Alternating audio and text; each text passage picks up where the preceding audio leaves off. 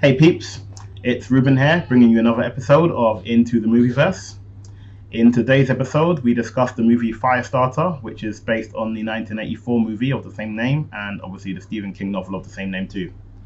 I haven't read the novel, and I haven't watched the 1984 movie, I don't think, but if you're into it, please check those movies out. The movie and the novel. Usually with this kind of thing, the source material is always better than the live action adaptation. So I'm sure the novel's great, and I'm sure the 1984 movie done a decent job for the time it was making as well. So moving to the movie stars Zac Efron and Ryan Kiera Armstrong, and it's basically about them having this father-daughter dynamic throughout the film. They're a family of psychics, and they're basically trying to lead a normal life. But that all kind of ends in disaster when the daughter Charlie, she has an accident at school, uses her pyrokinetic abilities. I'm not sure why they had a pyrokinetic going to school in the first place when she has no control over her abilities. That's dangerous, obviously, but hey, each to their own. But yeah, from that point on, alarm bells start to ring, and they get discovered by the organization who gave them their abilities, the DSI. And yeah, it kind of just goes into a pace of a kind of semi-survival thriller movie from that point on. So yeah, it's a great movie. I'll definitely recommend checking it out. The music's done by John Carpenter. He's done a great job at keeping the kind of surreal, airy pace of the film. And yeah, I quite enjoyed the characters as well and the special effects, so worth checking out. So without further ado, let's get into the video and see what the review says. So, Firestarter, interesting little film. Something I don't know too much about. Let's hear everyone's first thoughts. What was the runtime on this film? It's interesting you say. So it was kind of fairly like what you. It felt a lot. For me, it felt a lot longer than it actually is, because I don't think it's more than 90 minutes. I don't think. Yeah, it doesn't feel too long. But it felt longer for me, but I ain't gonna lie to you. Oh, wow. But this is meant to be a remake of the 1984 horror. Yeah. I did not know that. Yeah. It's based on a book as well. Yeah, exactly. It's based on a book by Stephen King. Yeah, exactly. Yeah. So you see, I didn't know it was based on like a novel in a previous film. So I assumed it was like a modern day Carrie remake. And then I found out afterwards it's actually its own thing. But yeah, a lot of kind of parallels to like Carrie with the whole like fire-starting telepathic main character, which was interesting to see. Yeah. And I just want to say off the cuff, like, I am so glad that I had no idea that the original movie or the book existed, for that matter. So I didn't bring any baggage into this movie. I know it's been getting a lot of flack from like critics and like fans of the originals, because obviously it doesn't quite measure up to their standards. But I actually had a good time watching this. I felt like it was very atmospheric. I loved, things like the fact that, it has that kind of 80s feel to it. It has that kind of atmosphere to it. And also, we'll touch more on the music. But the music was incredible, the soundtrack. So I just wanted to say that I really dug sort of things like that. Who did the music again? It was the his name's like really escaping me right now. You should know the name of him, Subi, right? Oh no, I didn't really see the credits. I'm afraid. it was the director of things like the original The Thing. Let me double check. He's like a famous director. He's a famous director from the 80s. I know Keith Thomas is the one that directed it, but right. I don't know who actually did the composing. So it's music by John Carpenter. John Carpenter, that's it. Yeah. So, yes. So his the soundtrack to this movie just sets the mood and sets the tone like so well, because it has that eerie, the strings, and the synths that really sort of plays into the build up of tension and like the sort of the horror aspects of the movie as well, which is what he's known for making. So I really that was like one of the main things, and obviously the visuals and stuff like that was the main things that really drew me into this movie. So yeah, I don't know if like there was the music, like it felt so 80s in not just the way it sounds, but also the way it's edited into the thing. Because I remember there's a few points where the music just suddenly starts, like in such a jarring way, but in a really nice way. Yeah. Like it just felt so 80s the way it's edited and stuff. So yeah, I think they just really wanted to capture that 80s vibe to it. Because if I didn't know this was a new film, and if it didn't look so crisp and clear, I would have thought it was an 80s movie. Right, yeah, exactly. Even down to the details of like the vehicles. I don't know if you noticed, the vehicles were like old, cars from like that time period as well. So I wasn't even sure whether was this supposed to take place in. I mean, they did have Wi-Fi and stuff, so it's quite recent. Oh yeah, that is true. That's true. Yeah, they did make a point. Yeah, they did make a point of that. Like they were avoiding the Wi-Fi. So yeah, it's obviously up to date, but they're still using, like, even those bullies. They're cycling on like old style bikes as well. So there was a lot of attention to detail in terms of like the time, like infusing the time periods with sort of up to date aspects of it as well. Yeah. I feel like tried to stick pretty close to the novel, because obviously the novel's quite old. Sure. Have you read the novel by any chance? No, I have not. Okay. Well, what about like the blurb? You don't read the blurb? I was just gonna say, just on what you were saying, that was you described it, and it's like a horror movie. But like obviously like nowadays it's really hard to find like a horror movie, as you know, which doesn't kind of just use like cheap jump scares or just things to make you kind of just like jump and scream on screen. But yeah, I quite like the fact that with this movie, it was a horror, but like what they done is they made it like uneasy type of horror. It was they had things in there that made you feel uneasy rather than scared. Sure. And that's the kind of stuff on screen for me for horror movies that sticks with you, as opposed to just like a cheap jump scare or having like a gruesome monster. I don't think I class this as a horror. It's more of a thriller than a horror. I was thinking the same thing actually, but there is some imagery in there that is pretty messed up, like especially the end. I won't obviously give too much away, but yeah, I was erring on the side of being more of a thriller again until you see like elements of a horror, like now and again throughout the movie. So I mean, what did you guys think of the story anyway? Did you guys want to talk about that? It's not the most original story in the world. Obviously, it's quite a cliche. It reminded me a bit of. No, go on. No, hit it. I think the story was trash. I ain't gonna lie to you. It was a lot of the motivations of the characters didn't tie in with the actions they were taking. And that's what pulled me out of it. So like, I know like everyone's talking about like the music was great, and the atmosphere. But for me, I kept being pulled out of the movie because I was just thinking, why the fuck would you send an 11-year-old pyrotechnic that cannot control her abilities to fucking high school? Like the most stressful time.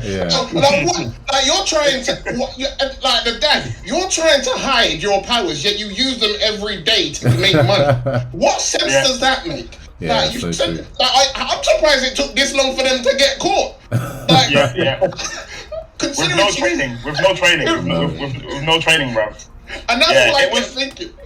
It was really weird how like the dad was very much like, you know, she needs to have a normal life and go to school. The mum was basically saying, yeah, but we need to train her up. But he was opposed to it, even though that would be the thing that would mitigate the risk and allow her to go to school having training. I mean, she burnt like her mum's like hands and all that stuff, and you know, I'm sure there's been accidents in the past. So yeah, I was thinking she could kill someone just by getting mad. Yeah, like, why? She definitely could. Like, forget being caught, she could kill someone like very easily. Like so what I remember is that the reason why he didn't want to train her is because to train her she'll have to use her powers, and he was afraid that he'll get the same effect, you know, with the bleeding of the eyes and stuff. The toe, He didn't want her to like slowly die by using her powers. So it was a bit of a, I don't know, it was like a hard decision for him, I guess, that there was really no right answer really. Well, there was a right answer. What if she dies? And that's another thing. Yeah, I guess, If his powers were killing him, yet he was using it to make money. Like, surely you wouldn't pick an occupation where if you need cash, use your powers to get some guy to like give you a job in a warehouse, and then you can carry boxes for a living, and he'll pay you by cash. Don't be it as a life coach where you use your powers constantly to make people stop smoking. Yeah, he just went to Jeff Bezos and asked him for like $1 billion. Yeah, exactly. I was gonna say he's not even doing it to make that much. He was just like, let me just get whatever you got on you, bro. Yeah, literally. Let me just like fleece you up right now. But I mean, I can see where you're coming from, Law. But I think the fact that he works in a profession whereby he can exploit his powers, I think he almost has that kind of sense of, yeah, I can get away with this, and like I have 100% accuracy. So yeah, that's my point. Is the problem is that surely is likely to draw more attention. Yeah. His whole thing is being low key. But if you're some magic life coach that can solve someone's smoking cravings in 3 days, like the chances if people are desperate to find you, stories like that would lead people. Yeah, like if he becomes if he becomes next like Tony Robbins, if he becomes next Tony Robbins or something like a huge life coach, then everybody's gonna know his name, know who he is, and start looking into his background and whatnot. So yeah, the whole point was that that's why they kept moving. Why that she didn't go to school before, she was homeschooled. Yeah, it's like he would do that, and then they'd move somewhere else, so they don't have keep the memory of him. Yeah. Yeah, this is it. So I think what the like just in terms of the story, what the movie was missing for me, I think the kind of vibe they should have gone with. So I kind of got like an Escape from Witch Mountain vibe at the beginning. I remember the old that Escape from Witch Mountain where like the guy's like, I think he's like trying to transport these 2 aliens back to their ship, and like the government's after them. So I thought it was going to be that kind of thing. But yeah, in terms of like the journey, there wasn't much of a journey in this movie. I think they were trying to make it kind of a survival kind of story, but even that, it didn't even give me the kind of survival story, because it kind of just felt like they got caught very quickly. Like from the beginning, there was no kind of journey. To be fair, if someone's hunting you, they won't catch you. Yeah, but like, you know, they I think it would have been better if they actually showed, like, obviously they're meant to have been doing this for like a very long time, so I would have thought there would be like experts in staying low key and staying undercover, but they weren't. They were making rookie mistakes, like Law said. And they've never actually been hunted before. They'd escaped and then they just stayed under the radar. This is their first time they've actually been hunted. Yeah. Right. Okay. But it is a movie, and you do want to make it more interesting, because the fact that they got caught so quick and the journey towards that third act was pretty damn boring, man. I just, as much as I did love the atmosphere, the music and everything, it was just a bit of a chore to watch that first. I mean, I agree with you there, Subi. I feel like it wasn't very eventful. It was just like they go from point A to B to C to D. Yeah. Well, what I would say is the pacing was pretty swift, where you didn't really feel like you were lingering in like certain locations for too long, if that makes sense. Like, obviously, the plot kept moving forward, but I think for me, one thing that I really hate is really like unrealistic dialogue, and I felt like the dialogue was very terrible, like was really terrible in this movie. It was just so clunky. There was just no heart really to it. It's like the way, it just, when you're listening to somebody and you can just tell they're reading lines that have been written. Like, it's just very transparent in that sense. So I feel like because like an example of what you're saying is, and I might be wrong, but if your 11-year-old daughter like lit a cat on fire because the cat actually is scratching, would you then tell your 11, no, you got to finish the job? No, but the thing is, it wasn't even. You know what? You know what? No, but Lord, you know what? What I will say are there are movies that have characters like that, and where you would expect it from certain characters because they built the characters from the beginning. But I guess that Efron's character, there was like, you couldn't really pinpoint what his character was. There were times when he was coming across as the loving dad, and then flip switch. Nah, bruv, you better put it out of his misery. Like, you know what I mean? So I think that was the problem. Like, you couldn't really pinpoint his character. It wasn't consistent. Yeah, it was not. The thing is, his character was very two-dimensional. Like, even the fact that he got over his wife's death so quickly, like he didn't even shed a tear. Yeah, like he was just onto the next. Like, he moved on so quickly. I was like, bro, your wife just got killed. He's like, I have to assume there must have been cut edits out of the movie. Surely there must have been a scene where he's fucking bawling his eyes out in the car while his daughter's like, because the fact that he had no emotion. Nah, he was laughing. He was laughing and smiling in the next scene. I'm telling you, man. Yeah. He was cracking jokes in the next scene. Yeah, sorry to give spoilers away, but like all I remember was going, "I miss you, mum," and then that was a bit it. That was it. You talked to herself and said, "I miss you, mum." Yeah, it was, I think that's why.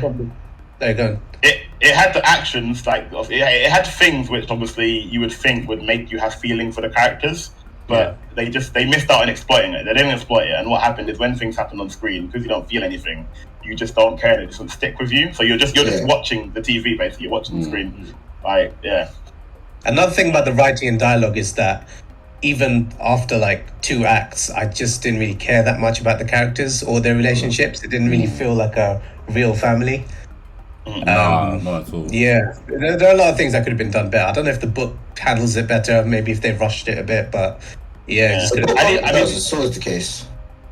Yeah. I mean, just to like to parallel with like Carrie. I mean, I don't remember Carrie too well, but I do remember Carrie's character was quite disturbed, wasn't she? Like she was getting bullied a lot. She was really disturbed. So by the end of the film, where she goes psycho, you're like, I can understand why she's doing this, but I didn't get the vibe from this character. Kind of from the little girl character in this movie. I kind of just felt like she flipped the switch and just done what she had to do with no kind of feel or rage behind it. I know they tried to put that in there, but you didn't really see the development. And not only flipped the switch, but literally gained instant control of abilities I didn't even know she had.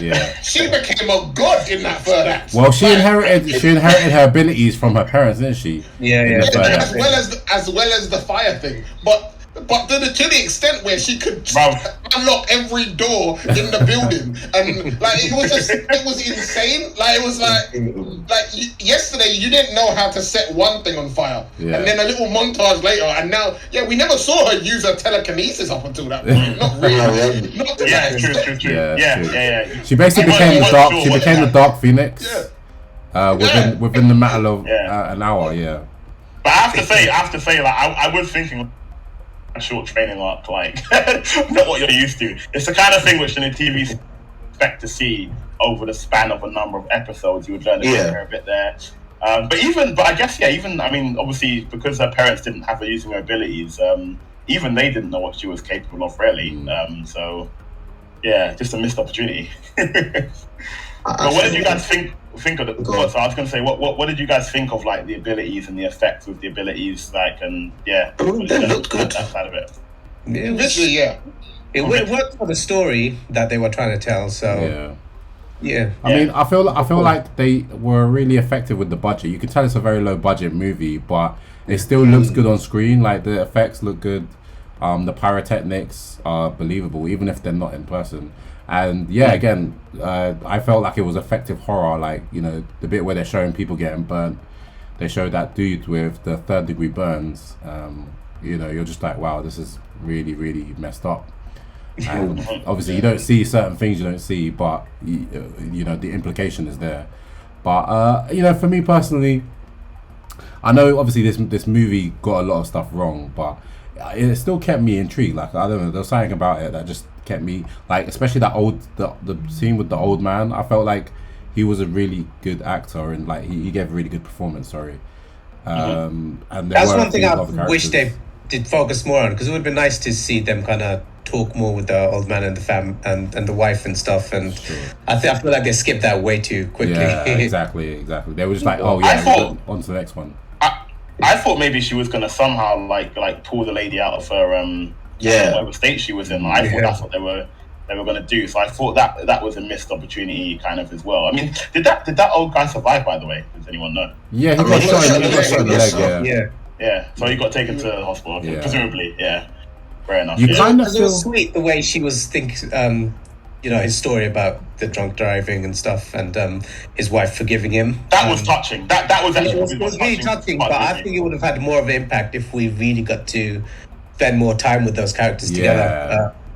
You kind of feel like it was heavily edited.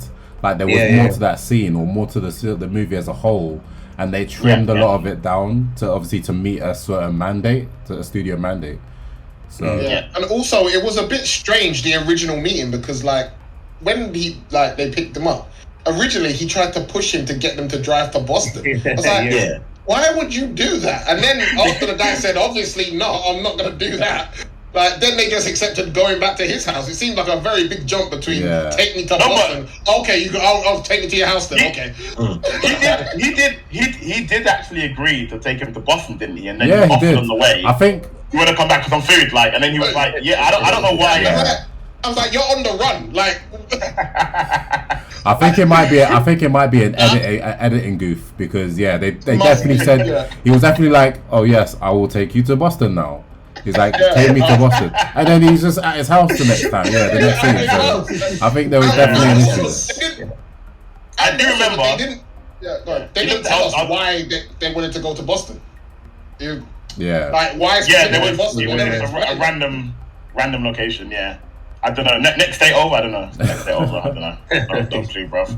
But I will say, like, I don't know. Like, I feel like maybe if this movie had come out back in the 1980s, like maybe watching it exactly as it is, maybe it would have been appreciated more. Maybe do you think we've got back to probably more expectations of a movie in this day and age? And possibly, it could have been a cult kind of film that I think we do have higher expectations just in general, just because with the body of work that's been out there and with the standard of movie keeps increasing, it's only natural. So I do think you are right that we do expect more from movies nowadays, which does play into this. But we are judging all movies with that same standard, though. So But what I was getting at is so arguably maybe obviously like by the standards we're judging by, there's a lot of dips, but maybe maybe they made an attempt to try and to maintain the exact type of style of film, old school type of film which you would expect to see in the 80s, and maybe that's why parts of it came across how it is. Not all of it, some of it was just bad, but parts of it might have been them making an effort to reserve that kind of originality from that era. I really loved the end. I know it's going to sound weird, the end credits, but I really liked how they done the end credits of the shot, that beach shot. Yeah, because that's kind of how old school movies used to kind of end, like with people just walking off into the distance, things on screen, and then it's just out of nowhere, roll credits, like. So I did like that kind of. I enjoyed that. It kind of made me reminisce of a lot of old kind of movies that I'd watched back in the day. Yeah, you can. I'm gonna say I really like the ending though. If we're talking about the ending now, like the way that guy carries her away, and like, I mean, like, well, how does he get a good ending? That guy should have died, man. Fuck that guy. I didn't understand. I don't understand his motivations throughout this movie. They seem very random. Like at first, he's this weird old psychic assassin who was asked to be discreet. He then shoots 4 police officers for no reason. He didn't have to catch them right then and there. It seemed very haphazard. Yeah. And then also afterwards, now he wants forgiveness from the little girl. Why? Yeah. Like it didn't really explain what his arc was. I mean, I do kind of like the ambiguity of it. Like it doesn't like sort of put on all the cards on the table. It kind of there's something deeper to this guy's story. There's more to him than you actually realize. So maybe he's working for someone else. Maybe he's like double crossing them deliberately. We don't know. So he could have an alternative motive. That's a long stretch. But I like the ambiguity of it anyway. It kind of you can draw into your own conclusions. You can. I'll tell you what I will say. Yeah. What I will say, and again, it's good that you put up. Maybe they had some editing issues, because what I really got from his character is that I think, and tell me if it's a stretch, but I think what supposedly happened is when he killed the mum imprinted something on him with her ability. Because you've got that scene, you've got that scene where like he's talking to the black lady, and he says to her, he's talking about the little girl, and he says, she is my sister and she is my mother. And he says to her, when you see her, you will know. And that's the exact same thing the mum says to him just before he killed the mum. So at that point, I was thinking like did the mum imprint on him like some type of instinct to protect her or something? That's what I kind of got, but they didn't touch on it. How though? Because her power was telekinesis. Yeah, her power was telekinesis. True. And in the movie, she said, "I literally don't have the dad's power." That's true. This is what I mean by And also, can someone tell me what the old man's power actually was?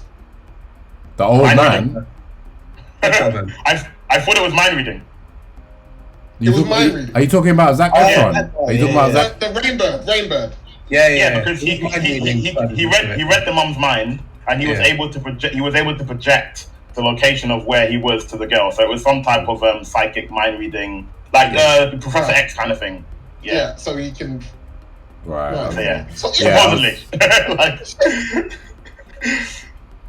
I was kind of confused by that as well. Yeah. Cool. Yeah. Should we give final thoughts on this movie, or is there anything else you guys wanted to? I think I'm ready to final thoughts. Yeah. All right, sweet. Also, I guess we need one more just to mention the antagonist as well, the captain lady. Right, yeah. I didn't care for her. I didn't really. She didn't. She went over to me. I didn't care for her. Yeah, she was super generic, like your textbook sort of behind in the shadows type corporate villain. I had no feelings towards her either. Yeah, again, it's just by the numbers. But just to touch on that scene, just to touch on that scene where she's behind the glass with Zach, the dad, and Zac Efron pushes his daughter to kill them both. It's just another like missed point with his character, because there was that scene, and there was also the scene where I think I'm not sure if was he trying to push his daughter or push the guy when he was in the house and the guy had he was covering his daughter's eyes. I can't remember what he was trying to do. And I think he was trying to push the guy. Yeah, right.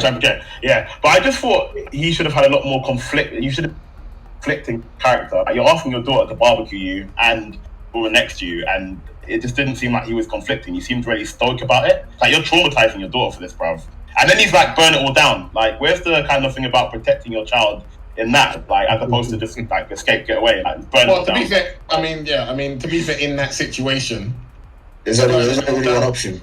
Burning it all down probably was the only option, really. That's a difficult choice to make, though. Like, it is like difficult. I'll tell you what, though, that bit was the only bit that actually made me sit up and go, "Oh shit, okay, it's just suddenly got interesting." Because I actually quite like that he made his daughter do that. Well, that's it was actually quite a cool way to use his, because he only had one left. He could only do one more time before he dies. So to use that for that was actually quite good. It's just everything that came before that could have been done better. That was dark. That moment even more impactful. Yeah. But I think that's cool. Yeah, that part of her killing everyone and then doing that scene, that was, while it was cool, obviously the power jump we already did discuss, but also the lack of preparation. The lack of preparation, because they literally lured her there. They knew what was coming. And they only had 5 guys in fireproof suits, and the boss wasn't one of them. That's so true. That's so true, down. I don't know why it didn't seem no sense to me. Yeah. The boss played hard poker. She was just like, yeah, man, you're going to hurt your dad too. She played hard poker and she lost. How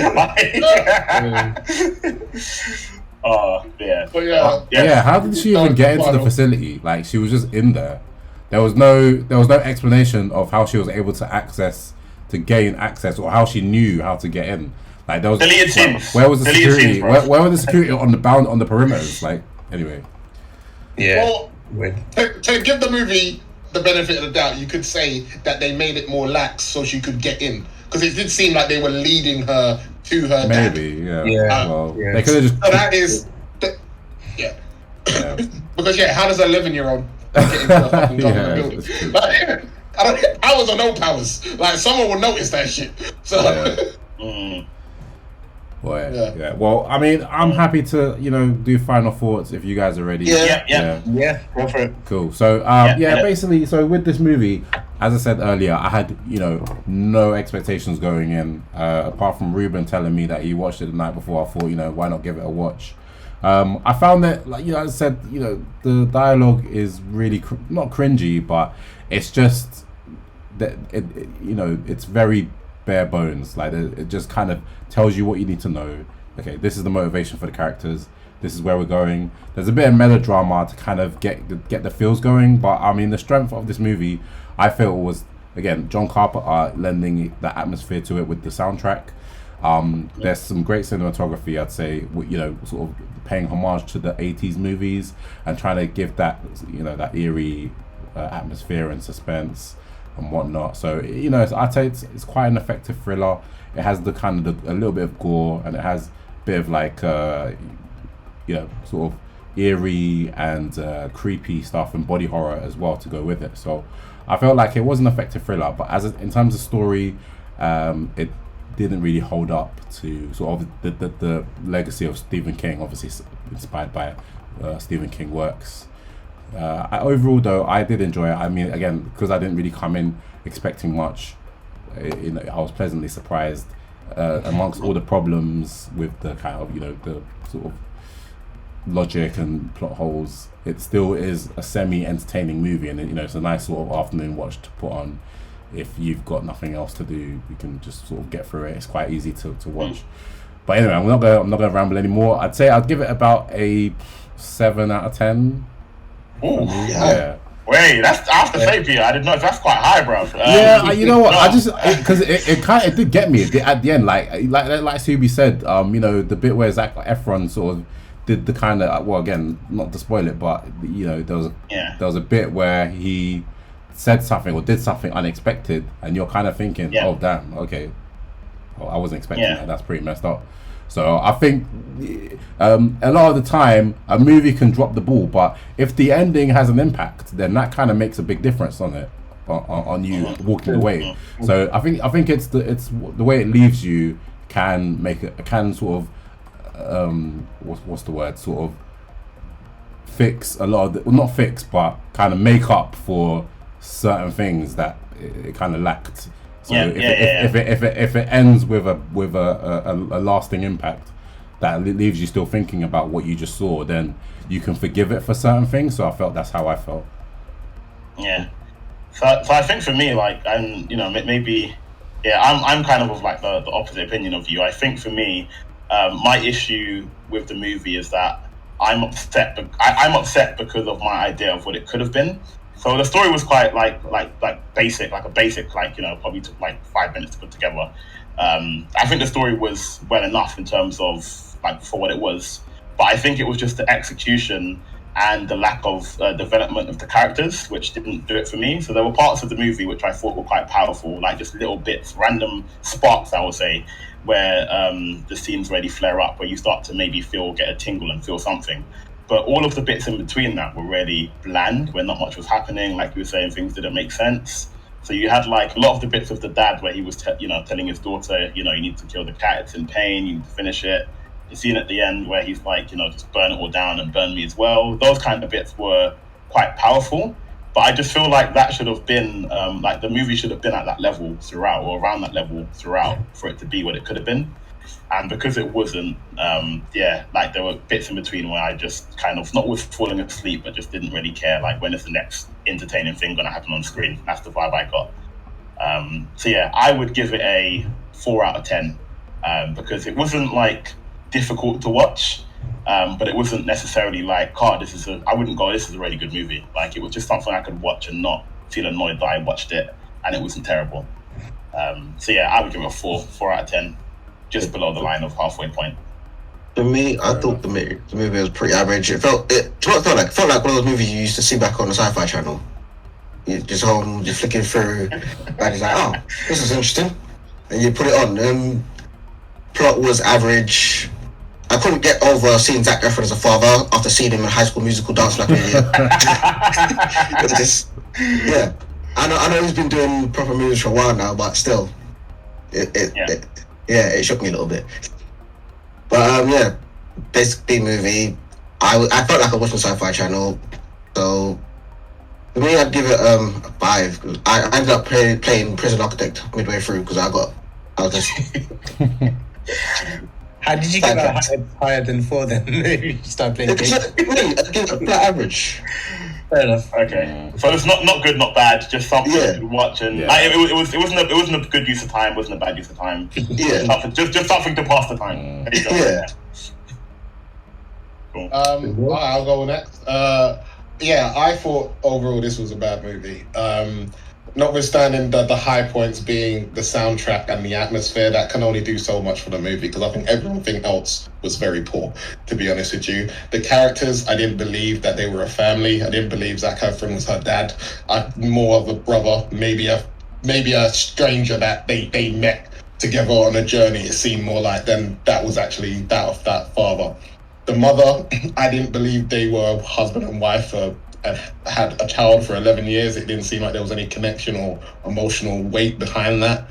And a lot of this story, the horror and thriller aspects of it, I think you have to believe in that family setup. Otherwise, all of the other things fall apart.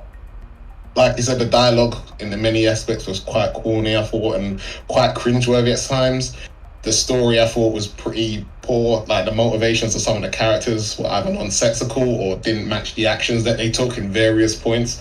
I think this was a very mismatched movie. I thought it looked like a low budget movie as well. Like Cam was a good analogy he said. Like, it seems like a movie I would flick over on Sci-Fi Channel and it would just pop up. It didn't really do much for me. I didn't actually play a video game while I was doing it. Like, I remember I wasn't really. I lost interest multiple times through this movie. I was, like I said, the runtime isn't actually that long for this movie, but it felt like it took ages to get through this movie. So thank you, Ruben, for recommending this. So I'm gonna stop bashing the movie now. I'm gonna give it a 2 out of 10. Ooh, okay, Ooh, cool, wow. cool. Just before Scooby goes, just on the point, you said like you weren't actually sure or convinced they were family. I totally agree with that, because there were multiple points where I was thinking like, are they this girl's like parents, or did they just like save her and take her away? They found her somewhere. Yeah, because it's literally only, I think, when they're talking about like, you know, the day you were born, like, you know, when I realized actually they are her parents. But yeah, before that I didn't know, and I was constantly thinking like, what is the actual setup dynamic here? So yeah, totally agree with that. Yeah, so I mean, most of you guys have already kind of said everything I feel, really. So I mean, to go off what you just mentioned, I didn't feel any emotional connection with the family at all. I didn't really care about the characters. Story was very bland I mean, it had potential here and there, like I said, with the old man's in the house and everything they could have done. But unfortunately, yeah, I just couldn't properly get into it until the third act, when, you know, Zac Efron did what he did. That's when, like I said, that's when I actually sat up and I'm like, okay, it just got interesting. But unfortunately, it just got interesting way too late in the movie. I did appreciate the homage to the 80s films. I actually quite enjoyed the atmosphere, the directing, the music, and the editing of the music. That was really well done. But when you don't have a really good story to couple all that, you know, homage of 2 horror films, like, you might as well just made a short film rather than a full-length movie. So just everything kind of put together, it could have been so much more. So I'll end it with a 4 out of 10 as well. Cool. Yeah. Wow. Yeah. I guess all the things that you said you liked about it are that's what you would expect to kind of be like the sprinkle on top of a well thought out movie. Yeah, exactly, Like the cake would be the movie, and all those other bits like the you know the screenplay, the directing, all that kind of stuff, the music, that would be the sprinkles, the cherries on top. But yeah, I guess because the actual base of it was pretty bland, it just wasn't enough to carry it through to fruition. So yeah, exactly. Totally agree. Obviously, all it was missing was the sci-fi logo in the top corner. Yeah. Sci-Fi Channel had some bangers though. They had some really good stuff on that channel. Now and again, they do. And there you have it, folks. That's our review. I hope you enjoyed it. We definitely touched on some very interesting topics in the movie. But yeah, if you want to comment and have your own ideas, please do drop some comments down below. And like, comment, and subscribe. We're going to keep trying to make as much of these videos as we can, talk about more movies. So don't worry, there is more to come. And I'll see you next time.